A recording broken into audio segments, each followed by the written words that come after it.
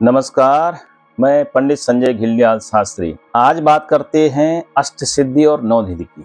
प्रत्येक सनातनी लगभग हनुमान चालीसा पढ़ते ही पढ़ते हैं और हनुमान चालीसा का पाठ प्रत्येक व्यक्ति को करना ही करना चाहिए, क्योंकि हनुमान जी बल, बुद्धि और विद्या तीनों चीजों के दाता होते हैं। आपके ग्रह कमजोर हो रखे हैं तो उनको भी सही करने का जो काम करते हैं वो हनुमान जी करते हैं। विद्या की जरूरत सबको होती है, बल की जरूरत सबको होती है, बुद्धि की जरूरत सबको होती है। तो हनुमान जी की उपासना करने से ये सब प्राप्त हो जाता है। हनुमान चालीसा में जब आप हनुमान चालीसा का पाठ करते हो, उसमें आता है अष्ट सिद्धि नव निधि के दाता असबर दीन जानकी माता। अब ये अष्ट सिद्धियां क्या हैं, आज इसके बारे में बात करते हैं। गाते हम सब लोग हैं और लेकिन लगभग बहुत से लोगों को इस बारे में पता नहीं होता। तो कई लोग सामने से प्रश्न कर लेते हैं कि शास्त्री जी, अष्ट सिद्धियां क्या हैं, नौ निधि क्या है, इनका प्रयोग कहाँ किस रूप में किया जाता है। हनुमान जी को ये अष्ट सिद्धि नौ निधि की जो नौ निधि का आशीर्वाद है किसने दिया, क्यों मिला, तो इसके बारे में आज बात करते हैं। उम्मीद है आपको वीडियो पसंद आएगी।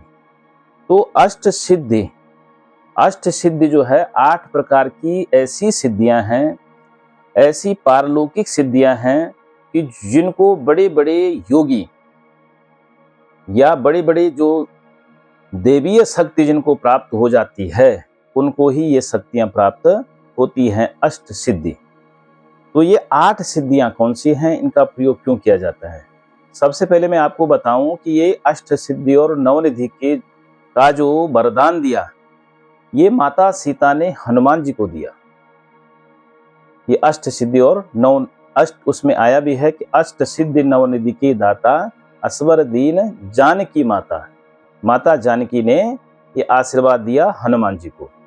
तो ये अष्ट सिद्धि की कौन कौन सी हैं, इनमें है अणिमा, महिमा, गरिमा, लघिमा, प्राप्ति, प्राकाम्य, ईशित्व और वशित्व। ये 8 प्रकार की अष्ट सिद्धियां हैं। तो इसमें क्या क्या होता है, तो अणिमा जो सिद्धि है, इसमें कोई भी व्यक्ति जब अणिमा नाम की जो सिद्धि प्राप्त करता है तो अपने शरीर को बिल्कुल छोटा से छोटा बना सकता है, बिल्कुल छोटा। तो और उस छोटे से शरीर को बना करके वो कोई भी कार्य कर सकता है, यानी छोटा शरीर को प्राप्त कर सकता है। प्राप्त करने की जो क्षमता है वो अणिमा नामक जो है सिद्धि में है। तो जब हनुमान जी लंका में प्रवेश उन्होंने किया तो उसी सिद्धि का उन्होंने उसी का जो है अणिमा नाम की सिद्धि से उन्होंने बहुत छोटा सा रूप धारण किया और लंका में प्रवेश कर गए। लंका के आसमान में वो घूमे, लेकिन लोगों को पता नहीं लग पाया कि यहाँ पर कोई ऐसी चीज आसमान में घूम रही है, यानी छोटा सा छोटा उन्होंने रूप धारण कर लिया। दूसरा है महिमा, शरीर को विशाल बना देना। आप अपने शरीर को कितना भी विशाल बना सकते हो, बड़ा बना सकते हो। तो इसका प्रयोग उन्होंने, जब आपने कथा सुनी होगी कि उन्होंने सूर्य को निगल दिया, सूर्य को निगल दिया उन्होंने। तो सूर्य इतना बड़ा जो है, पृथ्वी से भी लाखों गुना बड़ा सूर्य है।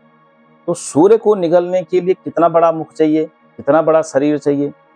तो उन्होंने उसको सूर्य को निगलने के लिए उस सिद्धि का प्रयोग किया, इतना बड़ा उन्होंने शरीर धारण कर लिया। दूसरा जो है, जब लंका में जा रहे थे तो नागों की माता ने उनका रास्ता रोका कि सुरसा नाम अहिन के माता, सुरसा नाम की जो नागों की माता थी, उन्होंने उनका रूप, तो सुरसा ने हनुमान जी की परीक्षा लेने के लिए बड़ा रूप धारण किया। 16 योजन मुक्ते ठयों तो तुरत पवन सुत 32 भयों।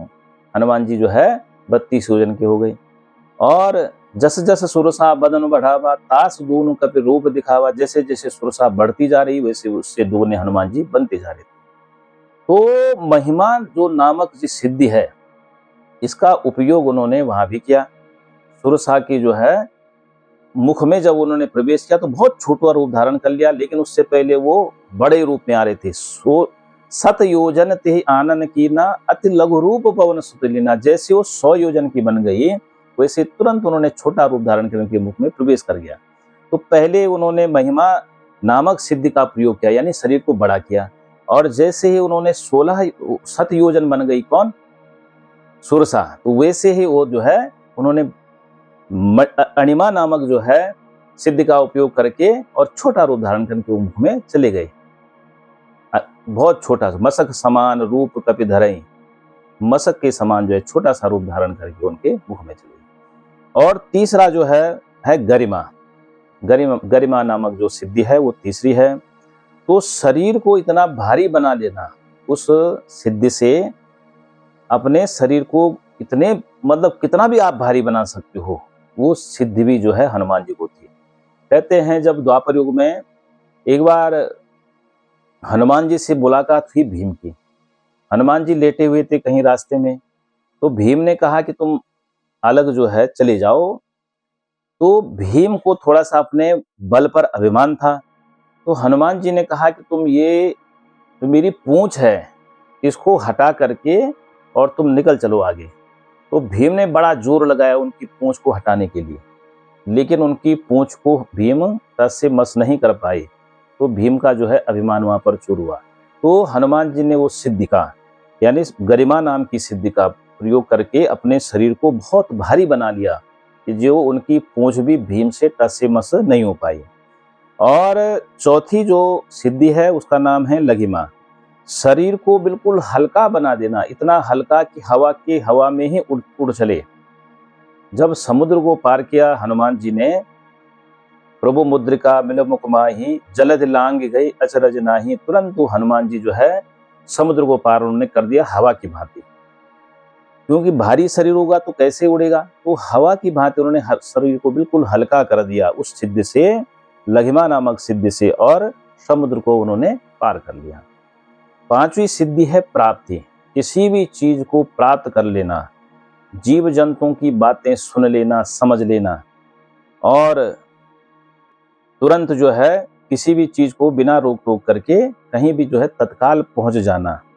तो पशु पक्षियों की बातों को भी समझ लेना। तो पशु पक्षियों की बातों को समझ करके सीता जी का पता भी वो लगा रहे थे। अगली सिद्धि है प्राकाम्य, मनोरथ प्राप्ति की। किसी भी रूप को धारण करने का या कुछ भी रूप धारण करने की जो मनोरथ प्राप्ति है वो इस सिद्धि से प्राप्त होती है। जब सुग्रीव ने देखा कि दो पुरुष में हमारी तरफ आ रहे हैं, तो उन्होंने हनुमान जी को भेजा कि जाकर के पता लगाओ कि कहीं बाली ने कोई यहाँ हमको मारने के लिए तो नहीं भेजे हैं। जब राम लक्ष्मण जा रहे थे वहां पर किष्किंधा की तरफ, तो फिर हनुमान जी ने ब्राह्मण का रूप धारण कर लिया। तो किसी भी रूप को धारण करने की जो क्षमता है वो प्राकाम्य नामक सिद्धि से प्राप्त हो जाती है।